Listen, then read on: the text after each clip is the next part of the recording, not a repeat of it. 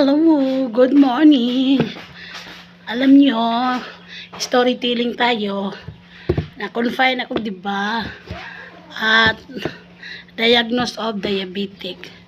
So, mula nung ako'y umuwi sa bahay, hindi na ako nag-take ng maintenance.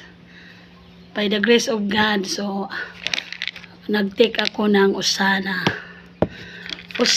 vitamins. Ito lang. So, thank you Lord kasi healthy ang aking pakiramdam. Ayan. I pray nga ito ang ginamit ni Lord. Umaga at hapon. 2 times a day. So,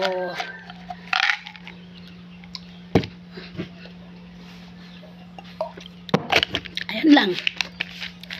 So, ganun lang mga kaibigan. Oh, thank you kay Lord nga ito ang Usana nagbigay ng strength, kalakasan sa katawan. So, next sa August, magpa-test ako ng sugar. So, by the grace of God, thank you. Malalaman nyo next month na video.